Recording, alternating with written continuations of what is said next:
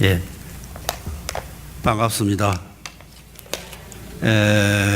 오늘 이렇게 설교할 기회가 주어져서 너무 감사하게 생각합니다. 사실은 여러분들의 인사로 여기 섰습니다만은 먼저 하나님 말씀부터 상고하기로 하겠습니다. 산업화된 사회에서 농사가 여러 생산수단의 하나일 뿐이어서 그것이 국민 총생산을 올리는 일에 옛날처럼 결정적인 역할을 하지 못하고 있습니다. 그렇다고 하더라도 농사의 중요성은 여전히 큽니다. 그리고 추수의 즐거움도 큰 것입니다. 너희가 넉 달이 지나야 추수할 때라고 하지만은 눈을 들어 밭을 보라. 곡식이 익어서 거둘 때가 되었다. 예수님께서 제자들에게 하신 말씀입니다. 천국을 위해 추수하는 일과 그 즐거움에 참여하라고 하십니다. 천국의 추수잔치에 참여하라는 것입니다. 추수절과 상관없이 추수라고 할 때 예수님께서는 무슨 의미로 말씀하신 것입니까? 예수님께서는 제자들이 먹을 것을 구하러 마을에 간 사이에 야고보의 우물가에서 만난 사마리아 여자와 그냥 물 마시는 이야기로부터 영원히 목마르지 않는 생명수에 관해서 말씀을 나누었습니다. 나의 주는 물은 그 속에서 영원토록 솟아나는 샘물이 되리라. 제자들이 돌아와 잡수실 것을 가져왔다고 하는 말에 예수님께서는 사마리아 여자에게 말씀하셨듯이 애써 먹을 것을 구해온 제자들에게 영생하는 양식에 관하여 말씀하셨습니다. 내게는 너희가 알지 못하는 양식이 있느니라. 나를 이어야 하는 제자들에게 말씀하셨습니다. 나의 양식은 나를 보내신 이의 뜻을 행하며 그의 일을 온전히 이루는 것이니라. 예수님께서 천국 복음을 전하시며 우리 인간을 죄와 죽음에서 구원하시기 위하여 구속 사역을 성취하시는 것이 곧 우리의 양식이라고 하는 말씀이었습니다. 영생하는 양식이라는 말씀입니다. 그리고 예수님께서는 사람을 구원하는 일을 추수하는 일에 비유하여 말씀하셨습니다. 마태복음에 따르면 예수님께서 모든 성과 촌에 두루다니면서 저희 해당에서 가르치시고 천국 복음을 전파하시며 모든 병과 모든 약한 것을 고치시면서 무리를 보시고 민망히 여기셨습니다. 백성들이 목자 없는 양과 같이 고생하며 방황하는 것을 보시고 민망히 여겼습니다. 그리고 제자들에게 말씀하셨습니다. 추수할 것은 많은데 일꾼이 적으니 그러므로 추수하는 주인에게 청하여 추수할 일꾼을 보내주셔서 그렇게 기도하라고 하셨습니다. 여기 요한복음에서도 예수님께서는 같은 뜻의 말씀을 하시면서도 추수를 단지 복음전들을 통하여 사람을 구원하는 일뿐 아니라 개개인이 영생에 이르는 구원을 가리켜 말씀하고 계십니다. 예수님께서는 천국 추수의 귀한 진리를 가르치십니다. 한 사람이 심고 다른 사람이 거둔다고 하는 말이 옳다. 너희는 심느라고 고생하지 않았지만은 남들이 심느라고 노력한 데서 맺어진 열매를 거두는 즐거움에 참여하는 것이니라. 심는 자가 있는가 하면 거두는 자가 따로 있다 하는 말씀입니다. 이 말씀은 눈물을 흘리며 씨를 뿌리는 자는 기쁨으로 거두리로다. 울며 씨를 뿌리러 나가는 자는 정령 기쁨으로 그 단을 가지고 돌아오리로다. 시편 126편의 말씀과 상시되는 말씀 같습니다. 시편의 말씀은 밭을 일구고 씨를 뿌리고 가꾸는 일은 눈물을 머금고 해내야 하는 고달픈 일이지만은 추수의 기쁨을 바라고 하라는 격언의 말씀이, 지금 하는 일은 고생이 되어도 장차 거둘 영광스러운 일을 희망하면서 현재의 고난을 참아야 한다는 자연의 이치를 가지고 교훈하는 잠언의 말씀입니다. 이 같은 추수라면 먼저 씨를 뿌리고 거두는 것인데, 씨를 뿌리지 않았는데도 거두어 드리는 일은 있을 수 없습니다. 그런데 여기 본문에 보면 예수님께서는 거꾸로 말씀하십니다. 추수부터 하고 씨를 뿌리는 그런 식으로 말씀하시죠. 천국의 추수는 먼저 심는 것이 아니고 곡식을 거둔 후에 먼저 참여한다고 말씀하십니다. 다시 말하면 천국의 농사일은 먼저 추수부터 하고 그 다음에 심는다는 것입니다. 금년이 종교개혁 500주년이라고 해서 교계와 또 신학계에서 특별히 행사를 하고 논문 발표를 하는 등 또 강연을 하는 등 기념합니다. 중세 교회를 병들게 하고 병들게 만든 두 가지를 꼽을 수가 있습니다. 그 하나는 평신도 서임권이라는 제도였습니다. 평신도 서임권이란 무엇이냐 하니까 왕이 교회의 고위 성직자를 임면하는 권리를 행사하는 것이었습니다. 이게 아마 9세기경부터 시작된 걸로 아는데, 이런 제도로 말미암아 왕족들과 귀족들이 교회 고위직을 다 차지하게 되면서 권력과 금욕을 탐하는 교회는 그런 고위 성직자들로 가득 차게 되었습니다. 그레고리 7세라는 걸출한 교황이 12세기 중엽이었어요. 11세기 중엽이었어요. 이거를 개혁해 보려고 하다가 결국 실패했습니다. 다 그런 성직자들이 다 짜고 있는데 또 왕실이 또 그게 반대하는데 어떻게 개혁이 됩니까? 못했어요. 또 하나는 공로주의 사상이었습니다. 하나는 제도적으로 그런 것이고 또 하나는 사상이었습니다. 구원을 받거나 구원에 이르기 위해서는 선을 행해야 하고 공로를 쌓아야 한다는 교리와 사상이었습니다. 이것은 모든 종교에서 볼 수 있는 보편적인 종교 사상이며 또 우리 안에 잠재해 있는 고질적인 종교적인 편견입니다. 사람들은 누구나 다 그렇게 생각해요. 내가 공로를 쌓아야 뭐 좋은 일을 해야 좋은 데 간다, 천국 간다, 극락 간다 그러지 않습니까?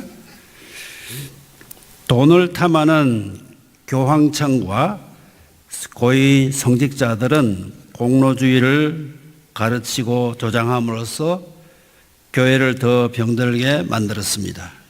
구원에 이르기 위해서는 참여함과 동시에 고행을 해야 한다고 가르치는가 하면 또 이 고행을 돈을 지불하면서 함으로써 면제를 받는다고 가르치면서 면죄부를 발행하게 됐어요. 요새 뭐 상품권처럼 말이에요. 상품권처럼 했습니다. 영국 돈으로 10실링 그래 했대요. 그때 10실링이면 큰 돈이겠죠. 시 2세기부터 있게 된 관행이었습니다. 교회를 돈이 파는 치는 교회로 부패하게 타락하게 만든 면죄부에 반대한 것이 종교개혁 운동의 발단이었습니다. 종교개혁자들은 공로주의 때문에 타락한 중세교회를 개혁하면서 성경이 가르치는 은혜의 교리를 새롭게 발견했습니다. 사실은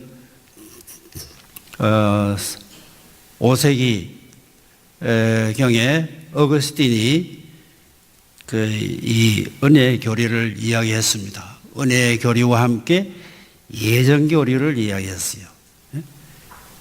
예전 교리는 뭐냐? 나의 나된 것은 다 하나님의 은혜로다 하는 그 고백이, 하나님께서 다 하시는 거, 미리 다 우리를 사랑하셔서 택하시다 하는 그 교리입니다.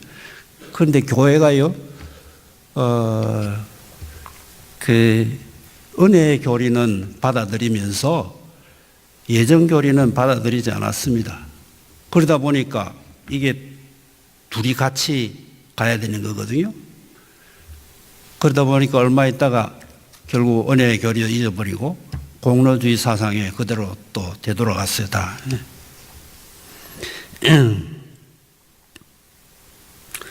하나님의 은혜가 무엇입니까? 벌받아 마땅하고 죽어 마땅한 죄인을 구원하는 하나님의 은혜는 본래 상식을 초월하는 것입니다. 하나님의 아들이 이 땅에 오신 것부터가 상식을 초월하는 것입니다. 하나님의 아들 예수 그리스도께서는 상식을 초월하는 하나님의 은혜를 친히 베푸시고 또 많은 비유의 말씀으로 은혜를 가르치셨습니다. 주인이 제일 나중 일 끝나기 1시간 전에 들어온 일꾼에게도 똑같이 하루의 임금을 주셨다는 포도원 비유, 그 비유 아시죠, 여러분들? 그 제일 뒤에 들어온 사람이 누구입니까? 접니다. 1시간 전에 아무 한 일도 없는데 저예요. 또 비유로 가르치셨습니다. 주인이 그의 재산을 손에 보인 불의한 청지기를 칭찬했다는 그런 비유입니다. 그 잘 이해가 안 돼요. 제가 옛날에 설교는 한번 했습니다만은 안 돼요. 그런데 그 청지기가 누구입니까? 주인이 하나님이시라면 청지기는 접니다.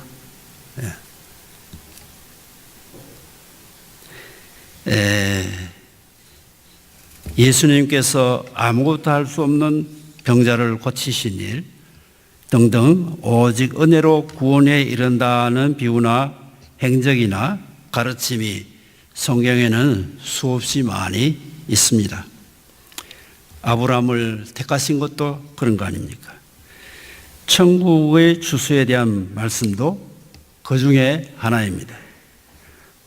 천국의 복음을 위하여 씨를 뿌린 사람들이 그러면 누구겠습니까? 옛날 구약시대부터 수많은 하나님의 사람인들이 때가 되면 추수할 날을 바라고 믿음으로 모든 어려움을 무릅쓰며 씨 뿌린 일을 했습니다. 히브리서의 말씀과 같이 모세는 바로의 공주의 아들이라 칭함을 거절하고 도리어 하나님의 백성과 함께 고난받는 일을 선택했습니다.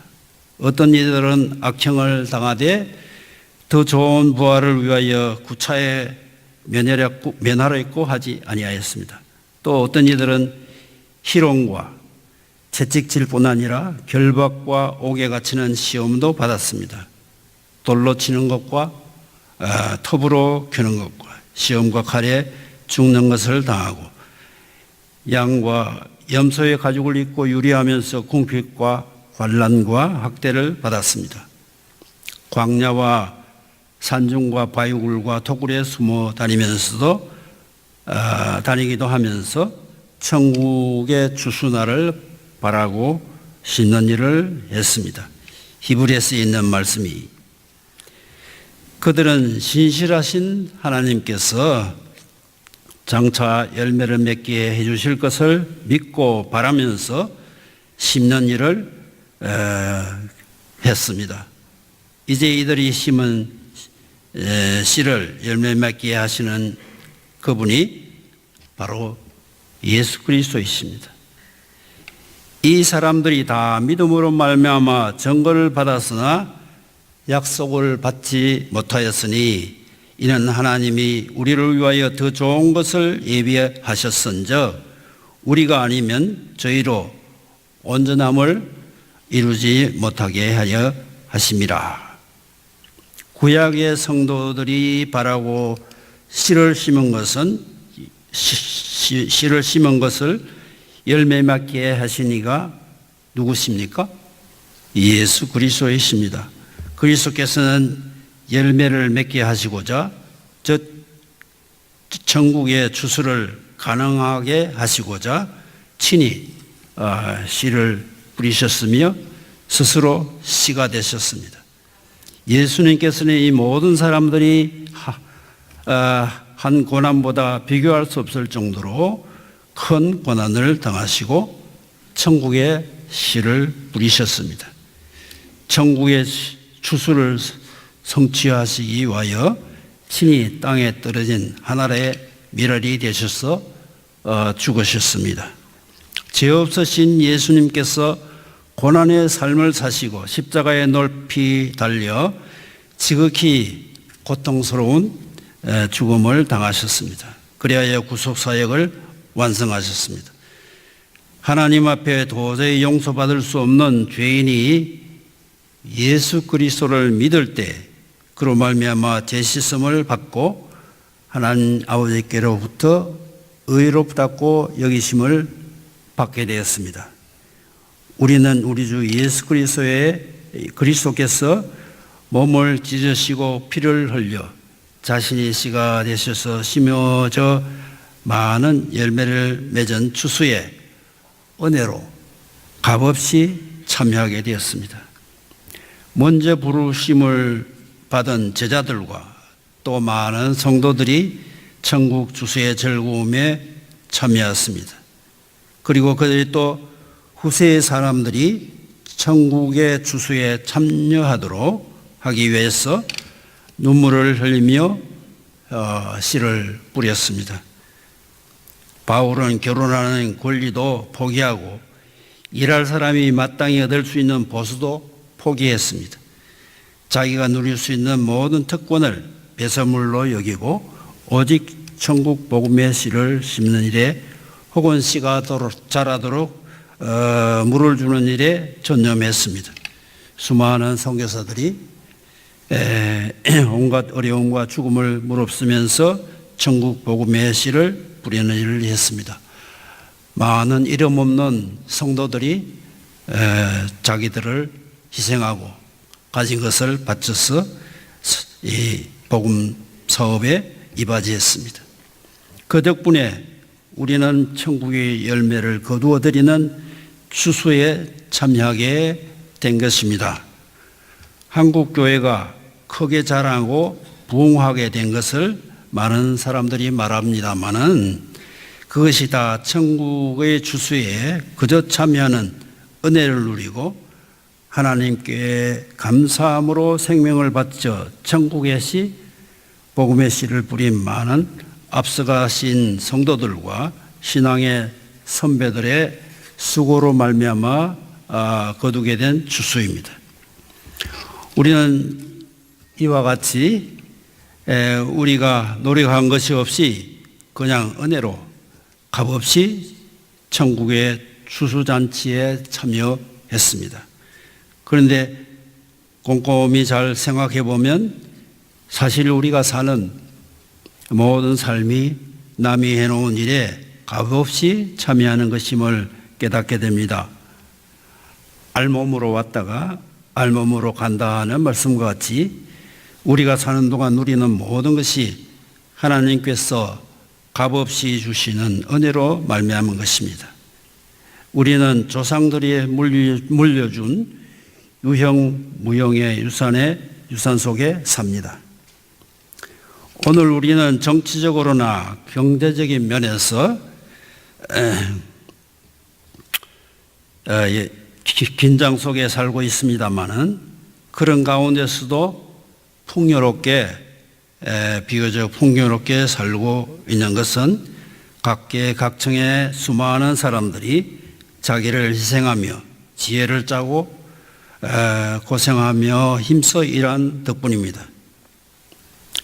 나라를 되찾기 위해 국내와 해외에서 자신을 희생하신 애국지사들, 또 한국전쟁에서 목숨을 바쳐 나라와 우리의 생명을 지켜주신 국군과 유엔군들, 현재도 나라를 지키는 국군 장병들이 있어서 우리가 자유와 평화를 누리며 또 신앙의 자유를 향유하고 있습니다. 천국 추수의 즐거움에 참여한 우리는 씨를 뿌리려는 일을 동시에 하는 것입니다. 추수하는 일꾼으로, 씨를 뿌리는 일꾼으로 부름을 받은 사람으로서 우리는 예수님께서 가르치신 천국의 추수의 비밀을 잘 되새겨야 하겠습니다. 한 사람이 심고 다른 사람이 거둔다는 말이 진리라고 하신 말씀을 잘 기억해야 하겠습니다. 많은 사람들은 자기가 하는 일에 얼른 성과가 있기를 기대합니다. 씨를 심고 거두는 농사일은 오래 참고 기다려야 합니다. 수확을 얻으려고 조급해하면 안 됩니다. 또한 우리 사람들은 내가 심은 것을 내가 거두야만 지성이 풀리고 보람을 느낍니다. 천국의 씨를 우리는 뿌릴 뿐이지 열매는 다른 사람이 거둔다는 사실을 알고 묵묵히 씨 뿌리는 일에 전념해야 하겠습니다. 바울은 심고 아포로는 물주되 자라게 하시는 이는 오직 하나님이시라고 했습니다. 하나님께서는 우리의 헌신을 통하여 씨가 자라게 하시고 또 다른 사람으로 하여금 추수하게 하시는 것입니다. 이러한 진리를 일찍 깨달은 사람은 여유 있게 일을 합니다. 유럽에 가면 수백 년 걸려 지은 큰 예배당을 봅니다.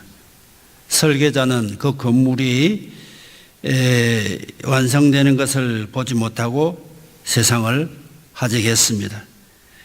또 그 설계자는 처음 설계할 때부터 완공되는 것을 볼 것이라는 기대를 하지 않았습니다. 자기가 심고 다른 사람이 거둔다는 진리를 너무나 잘 터득한 실천한 예라고 할 수 있습니다. 우리는 교회를 섬기고 하나님의 나라를 위하여 일할 때 반드시 늘 그 효과를 저울질하거나 셀 수가 있는 것이 아닙니다. 예수님께서는 많은 추종자들의 기대와는 달리 무력하게 십자가에 달려 돌아가시지 않았습니까? 그때 주님을 따르던 사람들은 실망했습니다. 패배한 것을 알았습니다. 제자들이 다 흩어졌습니다. 그러나 하나님께서는 그리스도를 다시 살리시고 하늘 높이 들어 올리셔서 만주의 주가 되게 하셨습니다. 일찍이 순교당한 사람을 두고 흔히 그 사람이 좀 더 오래 살았더라면 더 많은 일을 할 수 있었을 것이라고 생각하기도 합니다. 사실 그렇기도 하겠죠. 그러나 그것은 우리 사람의 생각이고 우리의 계산법입니다. 하나님께서는 그들의 짧은 생애의 봉사를 통하여 더 많은 결실을 얻으시는 것입니다. 심는 자가 씨를 심을 때 다른 사람이 거둔다 하는 말씀의 진리를 깨달아 안 사람은 조급하지 않습니다. 구원의 복음을 전파하는 일은 사실 내 일이 아니고 하나님의 일입니다. 내가 성취하고 만족해야 할 일이 아니고 하나님께서 하시고 하나님께서 성취하시는 일입니다. 그러므로 천국의 추수꾼은 그냥 진실하고 성실하게 복음의 씨를 심거나 물을 주면 되는 것입니다. 그 나머지는 신실하신 하나님께 맡기면 됩니다. 자라게 하시고 열매를 맺게 하시는 일은 하나님께서 하십니다. 하나님 나라를 위한 여러분의 숨은 봉사의 효과가 곧 드러나지 않는 것 같습니까? 우리가 보내는 구제 헌금이 무슨 보탬이 되겠느냐? 우리가 보내는 적은 선교 헌금이 무슨 효력을 발생하겠느냐? 이 한 달란트를 가지고 무슨 기대할 만한 일을 하겠는가? 내 한 사람이 봉사를 하거나 하지 않는 것이 하나님의 나라에 무슨 영향을 미치겠는가 등등의 생각을 합니다. 그런데 이러한 생각은 내가 심은 데서 내가 거두어야만 만족하는 사고에서 나온 생각입니다. 우리는 그저 심고 물을 주면 됩니다. 그 나머지 것은 신실하신 하나님께서 하십니다. 자라게 하시고 열매를 맺게 하시는 일은 하나님께서 하십니다. 우리는 하나님의 은혜로 값없이 천국 주수에 참여하도록 부르심을 받았습니다. 영생에 이르는 열매를 모으는 일이라고 했습니다. 이것은 뿌리는 자와 거두는 자가 함께 즐거워하는 것이라고 했습니다. 천국 주수는 참여하는 일꾼들에게 늘 열려 있습니다. 1년 4계절 늘 천국 주소가 전개되고 있지 않습니까?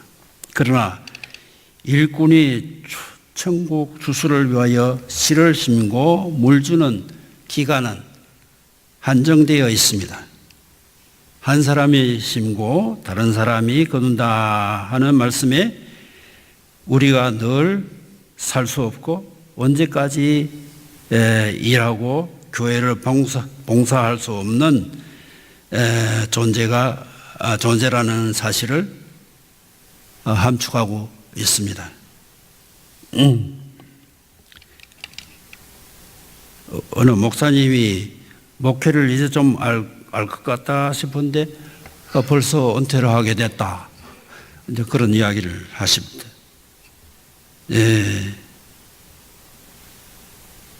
제가 경험한 것 역시 그렇습니다. 배우는 기간을 지나 이제 좀 일할 수 있고 교수할 수 있을 것 같은데 일을 시작하자마자 그만 두어야 하게 된 것 같습니다. 추수를 즐길 수 있는 시간이 손살같이 지내가 버렸습니다. 그래서 한 사람이 심고 다른 사람이 거둔다 하는 말씀이 큰 위로의 말씀이 네가 다 하는 거 아니다. 후배들이 또 있지 않느냐.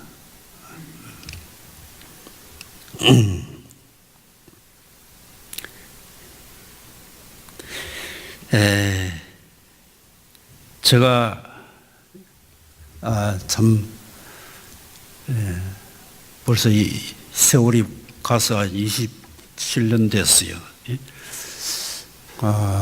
화평교회 4층에 방을 얻어서 여기에 있다가 이제 또 나갔잖아요. 그 다 모든 과정에서 화평교회 교회 여러분께서 또 헌금해 주시고 또 신학교를 도와주시고 너무나 저는 사랑의 빚을 많이 졌습니다. 또 뭐 서툴지만 그래도 여기서 늘 또 한 달에 한 번꼴로 설교 하게 된 것도 감사하고 또 안만수 목사님 넓으신 그 마음으로 또 저를 있게 해주시고 또 여러분들이 사랑해 주신 거 너무나 감사합니다. 천국의 추수꾼으로 여러분들과 함께 이렇게 일하게 된 것, 또 같이 지내게 된 것, 살아오게 된 것 진심으로 감사합니다. 그래서 살아온 나날과 복음을 위하여 섬길 수 있는 잠깐의 기간을 돌아볼 때 자신이 하나님께서 주신 많은 기회와 시간을 허송하였으며 전력으로 투신하며 봉사하지 못한 불의한 정직임을 시인하고 고백하며 하나님의 자유, 긍휼과 자비를 빌 뿐입니다. 우리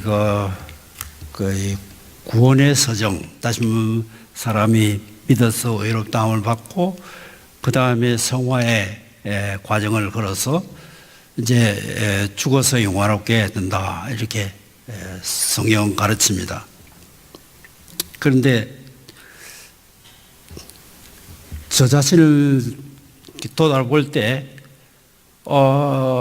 늘 그냥 믿음으로 어렵다함을 받는다, 그 자리에서 늘 머무는 것 같아요. 좀 오래 살았으면, 또 나이가 들었으면 좀 거룩해질 텐데,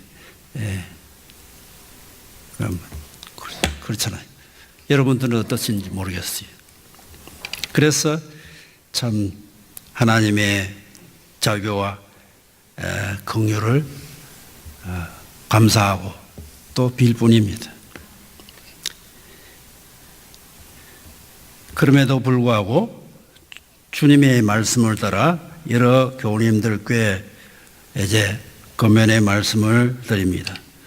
추수하는 일꾼으로 부르심을 입은 여러 교우님들, 천국 추수에 값없이 참여하게 된 것을 감사하며 감격하면서 거두는 일과 함께 씨 뿌리는 일에 늘 기쁨으로 참여하시며 헌신하셔서 장차 하나님께로부터 잘했다 칭찬받는 여러 교우님들이 되시기를 바랍니다. 제가 호스피스에서 안 목사님 방문했을 때 돌아가시기 전 한 보름 전이었어요. 마지막 인사 이렇게 하면서 아틀란타스 봅시다, 그래 줄 보고 아틀란타스 봅시다. 여러분들 혹시 미국에 들릴 수 있으면 아틀란타에서 보십시다. 우리 손님 방도 꾸며놓기로 했습니다. 그러니까 여러분들 소식 주시고 또 들리시면 영광이겠습니다. 감사합니다. 기도하겠습니다.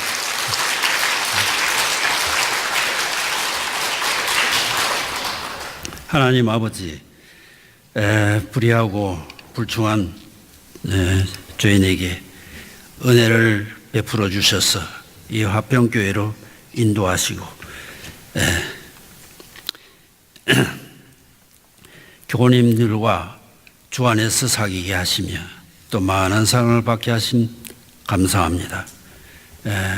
우리 남은 인생의 길을 또 힘차게 살게 하시고 추수꾼으로 즐거움을 가지고 기쁨으로 가지고 살게 하시며 또 하나님 앞에 귀한 열매 맺어드리는 우리 모두가 되게 인도하시고 축복해 주시옵소서.